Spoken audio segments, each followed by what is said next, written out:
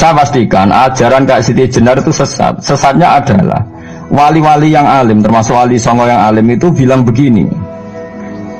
Ketika bathuk kita dikokon sujud ning pangeran, kita sujud itu sebetulnya bukti bahwa fisik kita itu tunduk sama perintah roh. Karena roh kita sujud, roh ini menyuruh fisik kita juga ikut sujud. Jangan jadikan fisik ini rivalnya roh. Itu kita gobloknya Siti Jenar. Kalau roh kamu sujud, fisik kamu tidak sujud, namanya rivalitas. Berarti kowe di jisim, duwe wadak sing ra nurut roh. Berarti rivalitas. Lalu jasad kamu itu sing mimpin sapa kok gak nurut tuh. Lah ini mulane sing rodok-rodok Siti Jenar tobat mulai detik ini, paham ya? Karena ya mboten tak jak mikir sama paham ya. Jadi ini permainan ilmu kelas tinggi, paham ya? Kayaknya gak tahu mikir toh. Alamin. Assalamualaikum warahmatullahi wabarakatuh. Mohon maaf nih bang, mengganggu lagi nih. Saya ingin bertanya lagi bang, yaitu mengenai tentang daripada hakikat syahadat. Apa sih arti dari hakikat syahadat itu bang? Karena selama ini terlalu banyak saya dengar pemaparan tentang hakikat daripada syahadat itu sendiri. Karena syahadat seperti orang awam berbeda juga artinya. Setelah kita naik kelas, syahadat hakikat pun juga lain juga pengertiannya. Dan bagaimana sih pengertian syahadat itu bang? Dan bagaimana cara kita mengaplikasikan pada saat melakukan sholat syariatullah atau syarat seperti biasa saja orang awam, bagaimana mengaplikasikannya dalam pada saat syahadat? Karena saya yakin bahwa apabila tidak mengerti hakikat syahadat, maka segala yang saya bilang wa asyhadu an la ilaha illallah wa asyhadu anna muhammadur rasulullah itu berarti bohong yang saya lakukan apabila saya tidak mengerti hakikat daripada syahadat itu. Dan pertanyaan kedua yaitu mengenai sholat bang. Karena di dalam hati ini gelisah sekali kalau tidak melaksanakan sholat. Yaitu sholat yang seperti diajarkan baginda Nabi Sallallahu Alaihi Wasallam, sholat yang ditentukan waktunya itu.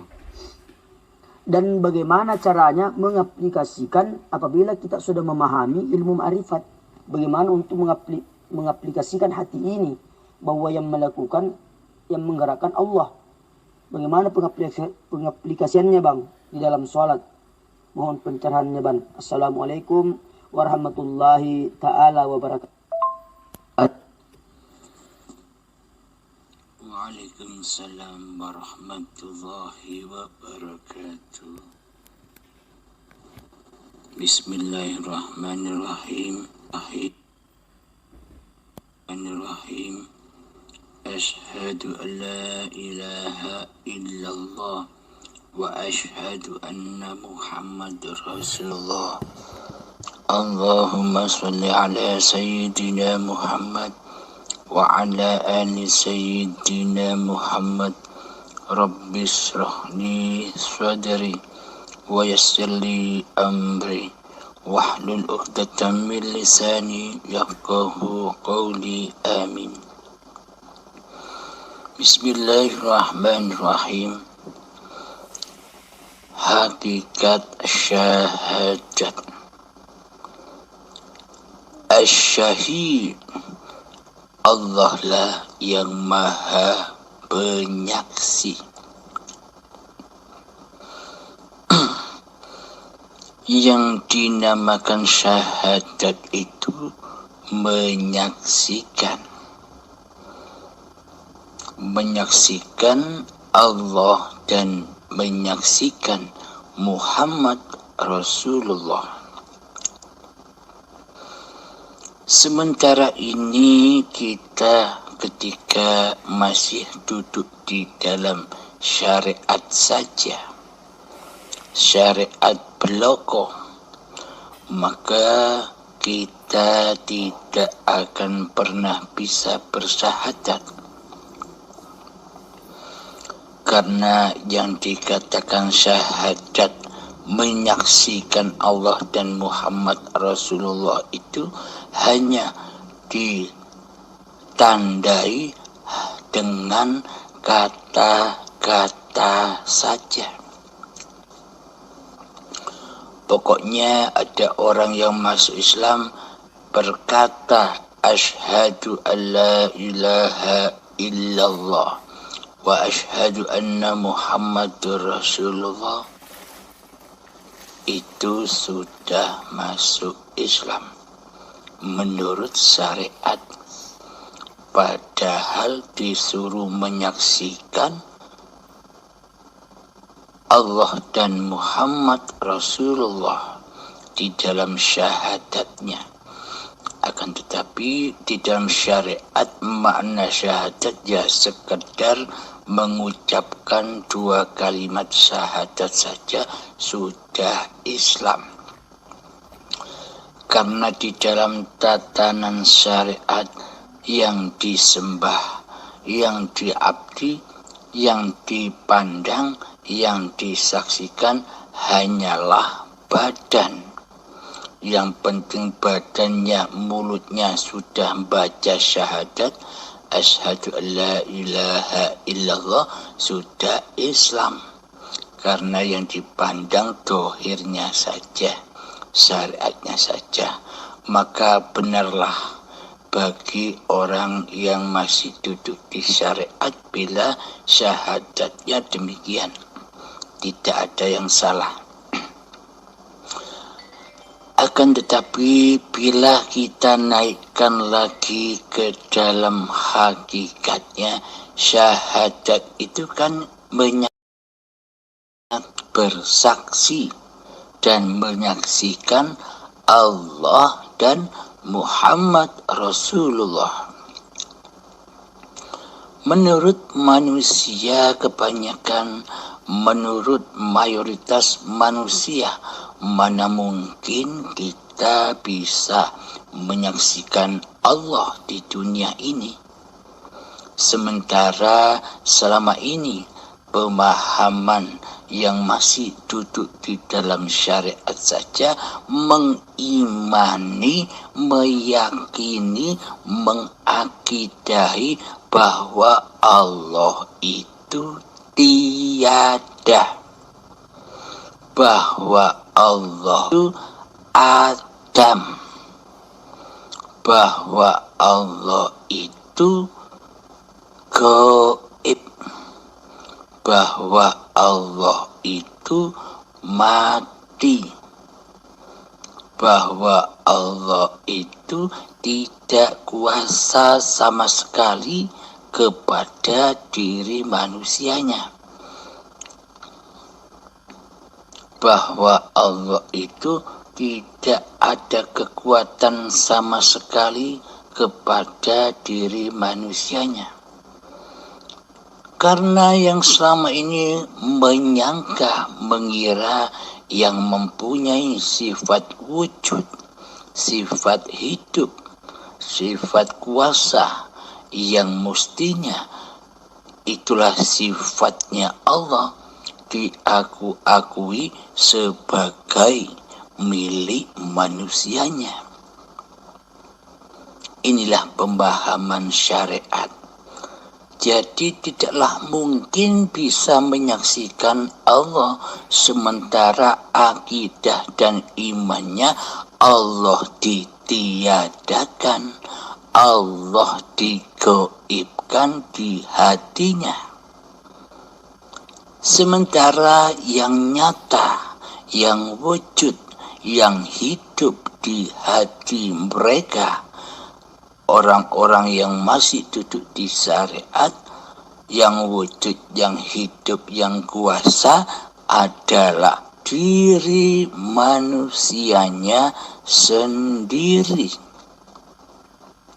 Nah, sekarang saya tanya, lalu siapakah yang menjadi Allah selama ini di dalam ketika kita masih bersyariat saja? Ternyata selama ini yang ngaku-ngaku jadi Allah adalah diri manusia kita sendiri. Coba perhatikan di dalam hati kita, keyakinan kita, akidah kita selama ini bahwa yang hidup itu, yang wujud itu, yang berkuasa itu, yang mempunyai kehendak, daya, upaya dan ikhtiar itu kan diri manusianya. Selama ini kita menyangka diri manusianya lah yang lebih wujud daripada Allah. Sementara selama ini kita menyangka diri manusianya lah yang merasa ada daripada Allah. Sementara selama ini kita merasa diri manusianya lah yang merasa kuasa daripada Allah. Lalu mana mungkin kita dapat menyaksikan Allah sementara yang jadi Allah itu diri kita sendiri selama ini, ketika kita masih duduk di tahapan syariat saja. Maka tak mungkinlah kita bisa menyaksikan Allah ketika kita masih duduk di syariat, sementara Allah kita tiadakan di hati kita, Allah kita gaibkan di hati kita, sementara kitalah sebagai makhluk yang merasa wujud, lebih wujud dari Allah, lebih hidup dari hidupnya Allah. Selama ini yang kita saksikan di hati kita kan bukan Allah. Selama ini yang kita saksikan di hati kita adalah diri manusia sendiri. Iya tidak? Coba tafakuri di dalam hati kita. Coba hayati, benar tidak apa yang dipaparkan ini? Nah, inilah alasannya bagi mereka yang masih duduk di dalam tatanan syariat, selamanya takkan bisa menyaksikan Allah di dunia ini, karena Allah di hatinya digaibkan dan ditiadakan, sementara dirinya lah yang ngaku-ngaku jadi Allah.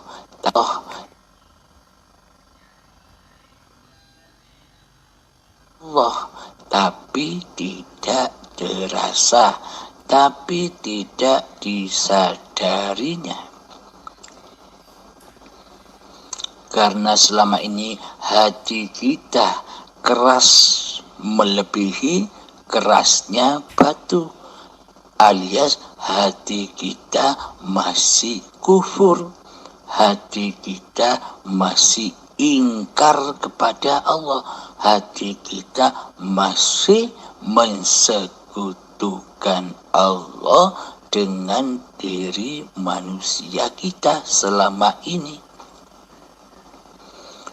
Maka selamanya bila hati ini masih kufur, maka bila selama hati ini masih ingkar, maka selama hati ini masih selalu mensekutukan Allah dengan diri kita di hati kita, maka selamanya kita tidak akan pernah bisa menyembah dan mengabdi kepada Allah.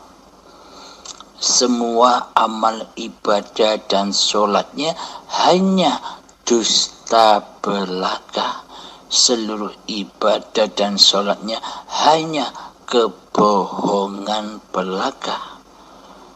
Seluruh ibadah dan sholatnya hanya mensekutukan Allah dengan diri manusianya, karena manusianya telah mentuhani dirinya sendiri selama ini. Buktinya adalah di dalam sholat kita takkan pernah bisa menyembah dan mengabdi kepada Allah. Di dalam sholat kita takkan pernah bisa khusyuk. Di dalam sholat kita takkan pernah bisa mi'raj. As-sholatu mi'rajul mu'minin. Karena kita belum mukmin, karena kita belum iman, karena kita masih kufur, masih kafir di sisi Allah. Hatinya masih kafir. Beragama dan bertuhannya hanyalah kedok untuk membuktikan kepada manusia bahwa diri kita selama ini sudah beragama dan bertuhan, dengan bukti laku padanya diberagamakan, pakaian agama, pernak-perniknya agama, simbol-simbolnya agama, sementara hati masih kafir kepada Allah. Karena yang jadi Allah selama ini adalah diri manusia kita sendirilah yang merasa berbaju dengan bajunya sifat-sifatnya Allah. Sementara di hati kita Allah kita letakkan di dalam sifat-sifat kemakhlukan diri manusia kita sendiri. Yang sebenarnya Allah itu wujud, kita letakkan di dalam sifat muhalnya Allah sendiri, bahwa Allah itu Adam, Allah tidak ada. Bagaimana mungkin Allah itu tidak ada, sementara sifat muhal itu adalah sifatnya para makhluk yang diciptakan Allah. Bila manusianya yang merasa wujud, berarti Allahnya tiada di hati manusianya. Bila manusianya yang merasa hidup di hatinya, maka Allah mati di hati manusianya. Ya tidak. Karena selama ini kitalah yang belum menyadari, seolah-olah kitalah yang menjadi Allah.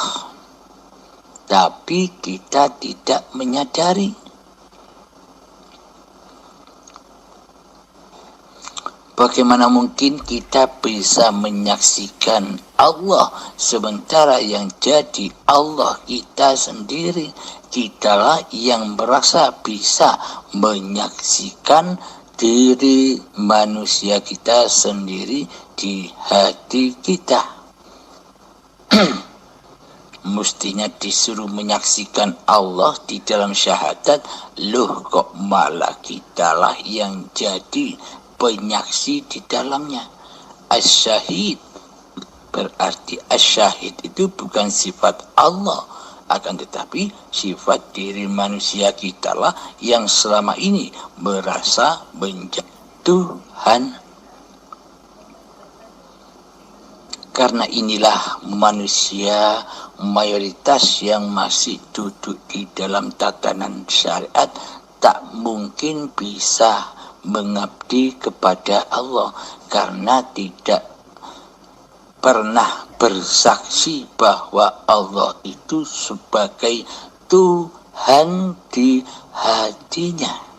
Yang ada di hatinya adalah dirinya sendiri yang mentuhani diri manusianya itu sendiri. Seolah-olah manusia ini bukan ciptaan Allah, tapi seolah-olah manusia ini ciptaan dirinya sendiri, tapi tidak sadar. Itu alasan yang pertama. Kenapa manusia tidak bisa menyaksikan Allah? Karena manusianya lah yang masih merasa menjadi Allah, tapi tidak terasa dan tidak disadarinya. Karena butanya mata hati, karena jiwanya masih mati. Kemudian yang kedua, kenapa manusia tidak bisa menyaksikan Muhammad Rasulullah di dalam tatanan syariat? Karena mayoritas manusia berpikir, bagaimana mungkin kita bisa menyaksikan Muhammad bin Abdullah yang sudah wafat 14 abad yang lalu? Maka muhal bagi manusia bisa menyaksikan dohiriyah Kanjeng Nabi Muhammad yang sudah wafat 14 abad yang lalu. Inilah yang membuktikan bahwa manusia yang masih duduk di dalam tatanan syariat tidak bisa bersyahadat kepada Allah dan Muhammad Rasulullah. Karena dikiranya Allah itu tiada, karena dikiranya Allah itu gaib, dan karena dikiranya mana mungkin bisa menyaksikan Muhammad yang sudah wafat 14 abad yang lalu. Semuanya tidak mungkin bagi mereka yang masih duduk di dalam tatanan syariat. Maka dari itulah mereka tidak bisa bersyahadat selamanya mereka yang masih duduk dalam di tatanan syariat saja tidak bisa masuk Islam di sisi Allah. Karena anggapan iman akidahnya masih demikian, serba dohir, serba badan, serba syariat.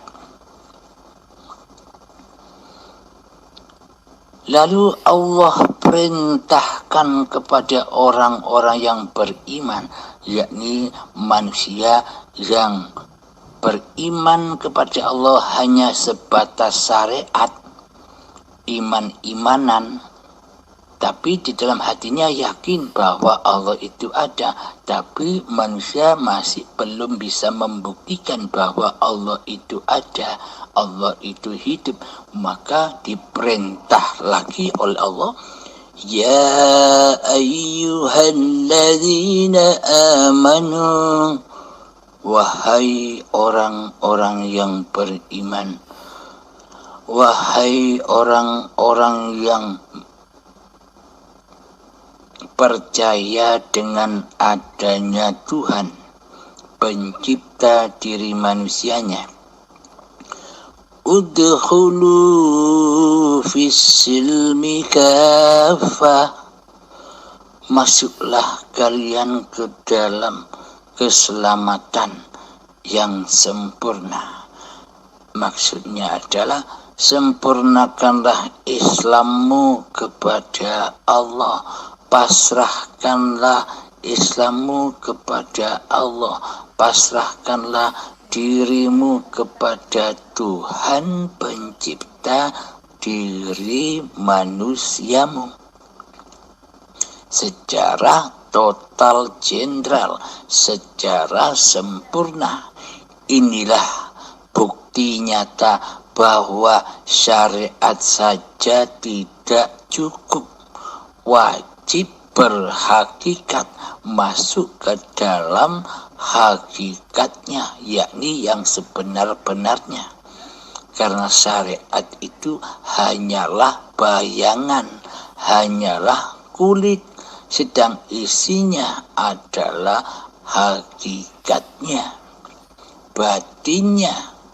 Dohir batin harus berislam, bukan dohirnya saja yang disahadatkan membaca syahadat, tapi batinnya wajib menyaksikan syahadat itu sendiri. Nah, jadi yang dimaksud hakikat syahadat itu adalah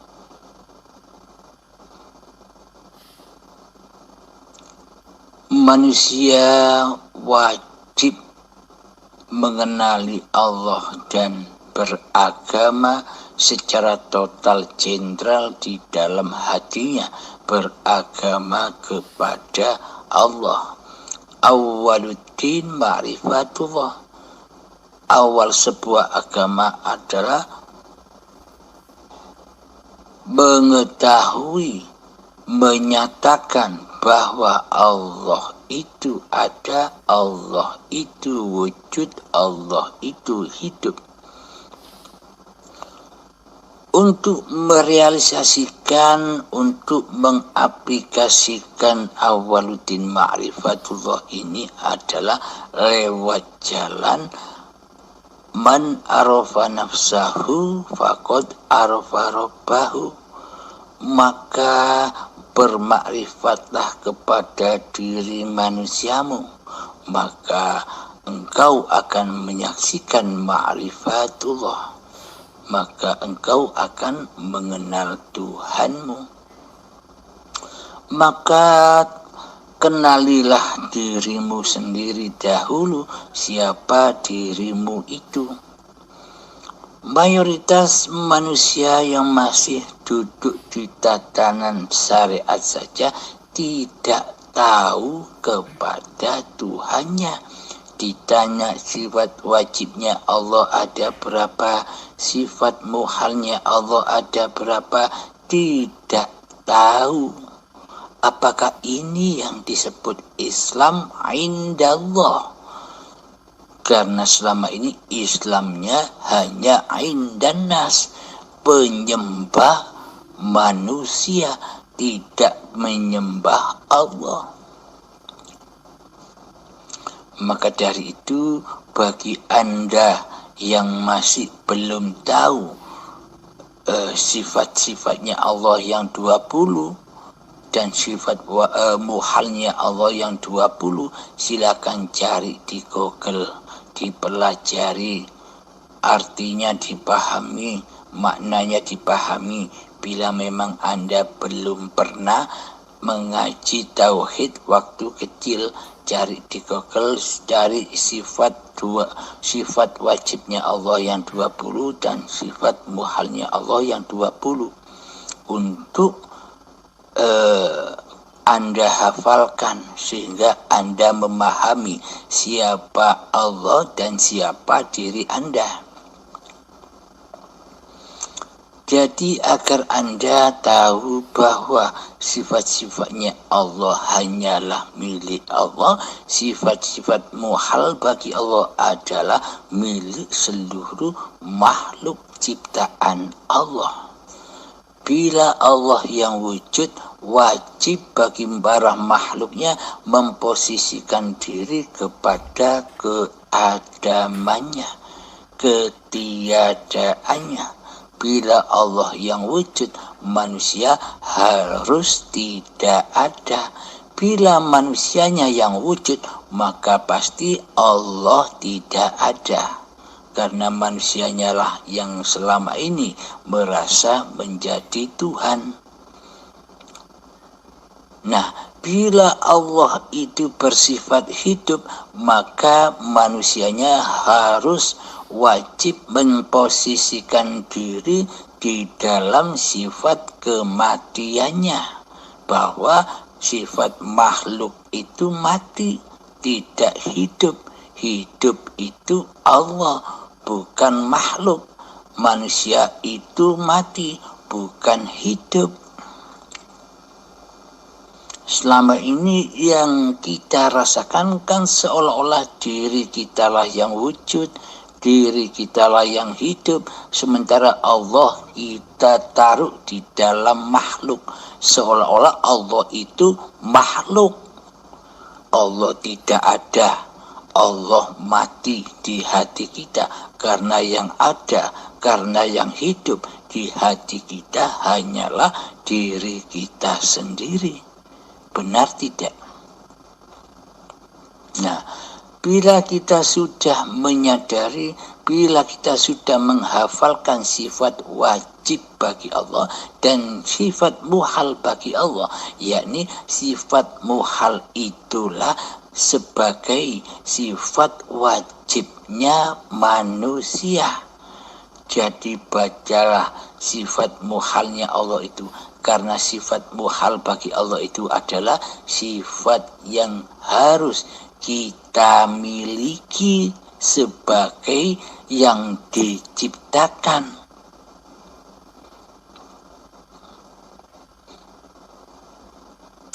Nah, bila kita sudah menyadari bahwa manusia ini sebenarnya tidak ada, bahwa sebenarnya manusia ini mati, maka nyatalah bahwa yang ada, bahwa yang wujud, bahwa yang hidup, bahwa yang kuasa itu hanyalah Allah. Bila manusia sudah bermakrifat kepada asal usulnya, yakni ketiadaan, yakni tiada sesebutan sebelum manusia itu dilahirkan ke dunia ini.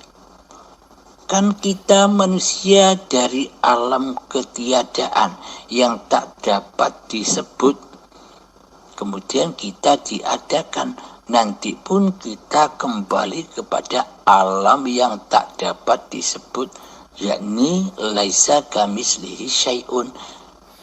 Dari Allah lah, dari yang tidak seperti apa-apalah kita diadakan, kita diwujudkan, kita dihidupi oleh hidupnya Allah. Tapi bukan manusianya yang hidup, Allah lah yang hidup. Bila kita sudah menyadari bahwa sesungguhnya sifat-sifat Allah itu kebalikan dari sifat manusia, maka itulah yang dikatakan makna bersaksi. Coba pegang erat-erat kata-kata ini. Tak satu pun manusia bisa menyaksikan Allah kecuali asyahid, yakni kecuali Allah sendiri. Bila manusia tiada hidup, apakah manusia bisa bersaksi kepada diri manusianya sendiri? Berarti yang bersaksi selama ini adalah hayatullah atas diri manusianya. Maka dari itu hakikat syahadat itu adalah dalam hati kita menyaksikan bahwa hidup inilah Allah dan menyaksikan bahwa Muhammad Rasulullah itu adalah badan-badan manusia. Inilah yang dimaksud Muhammad Rasulullah. Di dalam syahadat kan bunyi kalimatnya begini: Asyhadu an la ilaha illallah wa asyhadu anna Muhammadur Rasulullah.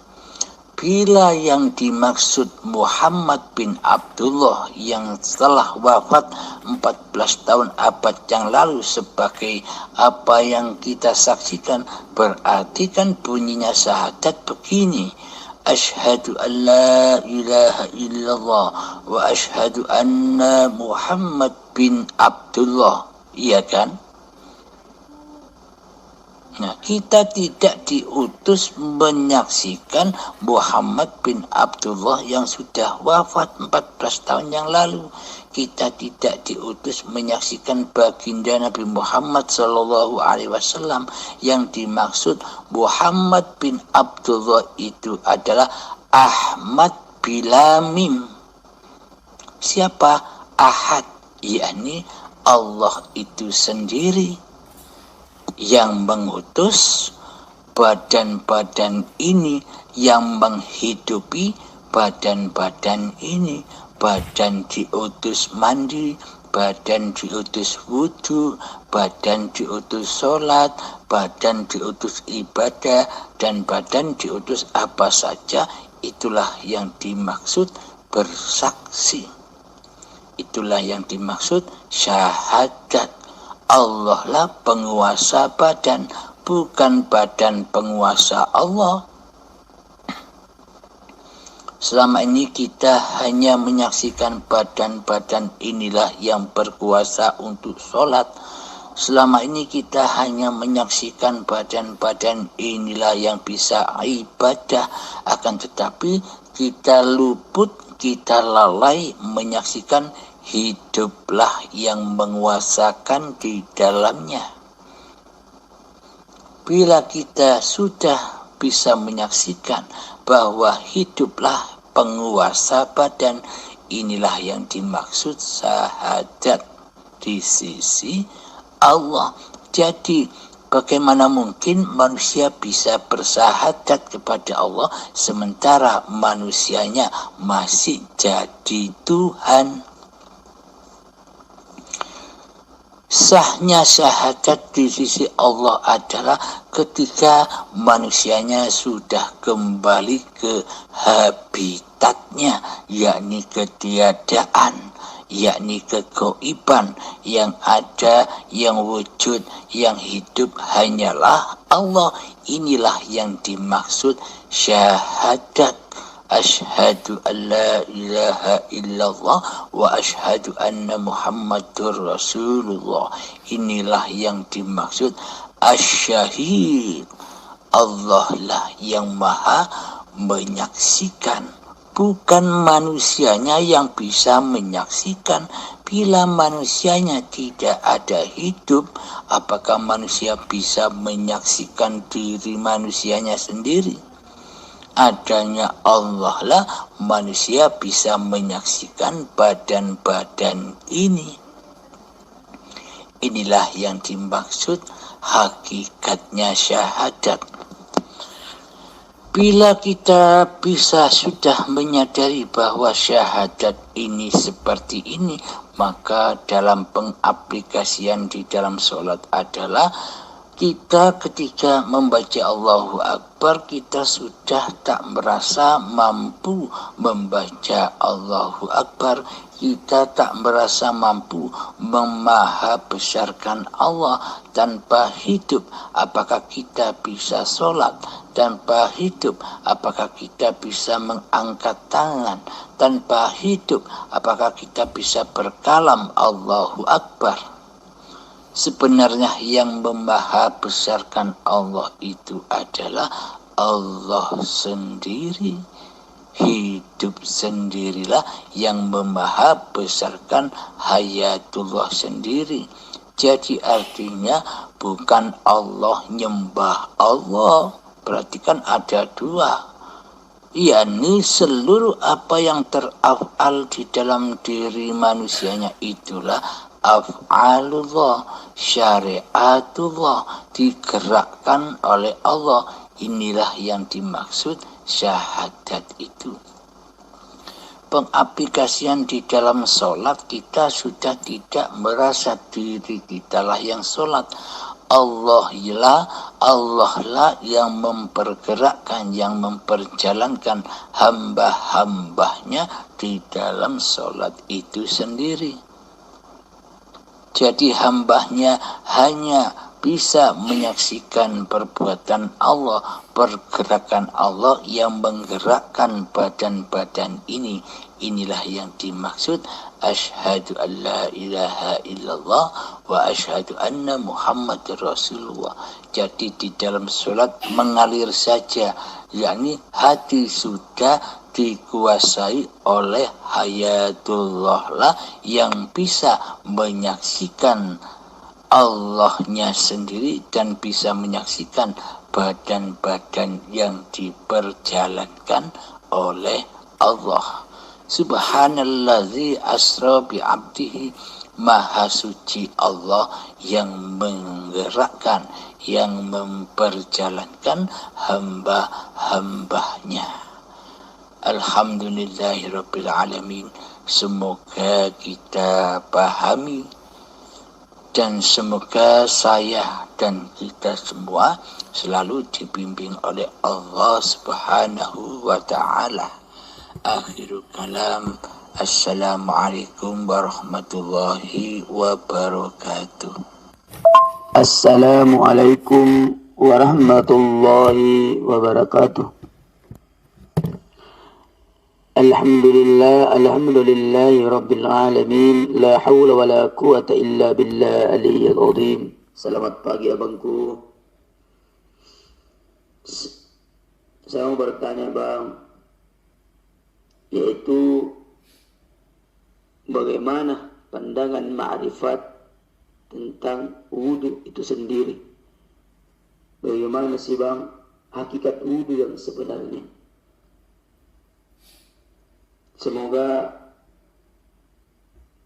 pertanyaan saya ini abang berkenan menjawabnya dan memberikan pencerahan. Assalamualaikum warahmatullahi wabarakatuh. Alhamdulillahirabbil alamin. Allahumma shalli ala sayyidina Muhammad wa ala ali sayyidina Muhammad. Rabbi shrah li sadri wa yassir li amri wahlul 'uqdatam min lisani yafqahu qawli. Amin. Hakikat wudu itu kan bersuci, mensucikan diri, mensucikan badan-badan dari kotoran. Di saat mensucikan muka wajah kita maksudnya mensucikan pandangan mata ini agar tidak bermaksiat kepada Allah. Ketika tangan diusap supaya tangan tidak bermaksiat kepada Allah. Ketika mengusap sebagian kepala supaya otak ini tidak bermaksiat kepada Allah. Ketika membasuh kedua kaki tujuannya supaya kaki tidak bermaksiat kepada Allah. Itu secara syariatnya. Untuk secara hakikatnya adalah bagaimana mungkin kita bisa bersuci sementara yang maha suci di hati kita selama ini diri manusianya sendiri. Semuanya akan kotor, selamanya akan kotor. Bila yang berkuasa, bila yang wujud, bila yang hidup di hati kita ini masih diri manusianya yang mentuhani dirinya sendiri. Allahnya gaib, Allahnya tiada, selamanya tak akan bisa suci. Bila tidak suci, tidak bisa suci apakah bisa beribadah? Semuanya batal. Yang dimaksud bersuci adalah mensucikan hati dari selain yang maha suci. Mensucikan hati dari diri manusianya yang ada di hati adalah yang maha suci. Yang wujud di hati adalah yang maha suci, yang hidup di hati adalah yang maha suci, yakni hayatullah. Inilah yang dimaksud bersuci dari diri kemanusiaannya. Bila sudah bersuci seperti ini, maka ia akan bisa sholat, bisa beribadah, bisa menyembah kepada Allah, bisa mengabdi kepada Allah. Jika hati sudah suci dari kewujudan diri manusianya, jika hati sudah suci dari kehidupan manusianya di hatinya, Inilah yang dimaksud bersuci itu. Semoga bisa dipahami. Akhir kalam. Assalamualaikum warahmatullahi wabarakatuh. Assalamualaikum warahmatullahi wabarakatuh. Guruku, abang, semoga tidak bosan-bosannya memberikan pencerahan-pencerahannya. Saya sedikit mau curhat, abang. Kebetulan di keluarga saya itu ada kakak saya yang sudah berguru kemana-mana untuk mencari ilmu hakikat dan ma'rifat ini. Setelah dia pulang, dia datang bahwa mengatakan dirinya adalah Allah. Semua baik tubuhnya, baik semua yang dilakukan adalah Allah. Dirinya pun, diri jasadnya yang zahir pun adalah Allah. Dan dia sudah tidak mengerjakan apapun. Dia sudah melanggar semua syariat yang ditentukan Allah, seperti halal haram sudah tidak ada berlaku lagi. Apakah orang yang bermakrifat memang seperti itu adanya? Dan bagaimana sikap saya yang menghadapi kakak saya yang berkeyakinan bahwa dirinya adalah Tuhan? Mohon penjelasannya, abang. Alhamdulillahirabbil alamin. Tak satu pun manusia bisa ngaku-ngaku jadi Allah kecuali Allah. Bila masih wujud diri manusianya di hatinya, bila masih merasa hidup diri manusianya di hatinya, bila masih merasa berkuasa diri manusianya di hatinya, maka selamanya manusianya lah yang ngaku-ngaku jadi Allah. Inilah yang dimaksud kezaliman di sisi Allah, seolah-olah dirinya sudah mengenal Allah hingga meninggalkan seluruh syariat-syariatullah. Karena manusianya gagal paham.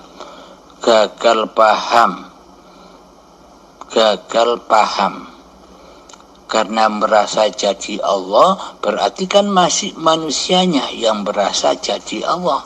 Apa bedanya dengan selama ini kita sebelum mengenal Allah? Sama-sama syiriknya. Tak satu pun manusia bisa ngaku-ngaku jadi Allah. Jadi yang ngaku jadi Allah itu ya Allah sendiri. Ketika manusia sudah tidak merasa mengenal Allah. Bila manusianya masih merasa mengenal Allah, bila manusianya masih merasa berhakikat, bila masih merasa manusianya lah yang bermakrifat, itu bohong. Karena yang merasa masih manusianya itu hanya angan-angannya sendiri. Jadi yang ngaku jadi Allah, ya Allah sendiri. Jadi yang ngaku sebagai hidup, ya hayatullah sendiri. Tak satu pun manusia bisa ngaku-ngaku Allah kecuali Allah. Jadi bila kita sudah mengenal Allah, bermakrifat kepada Allah Ta'ala, contohlah Kanjeng Nabi Muhammad Sallallahu Alaihi Wasallam yang selalu mengerjakan syariat-syariatullah yang diperintahkan kepada Kanjeng Nabi Muhammad dan umatnya, yakni ya sholat 5 waktu, puasa, zakat, haji dan sebagainya. Jangan malah meninggalkan itu, berarti masih ada pengakuan bahwa dirinya ngaku-ngaku jadi Allah, merasa dirinya sudah bermakrifat, sudah berhakikat, merasa diri manusianya sudah kenal Allah, padahal di hatinya belum ada Allah. Bila sudah mengenal Allah, bila sudah mengenali bahwa hidup ini Allah, manusianya sudah tidak merasa lagi, manusianya sudah tiada, manusianya sudah gaib, Jadi yang ada hanya Allah, bukan rasa manusianya yang ngaku-ngaku jadi Allah. Inilah yang Anda harus pegang. Jadi ketika masih kita merasa sudah mengenal Allah, itu masih manusia, bukan Allah.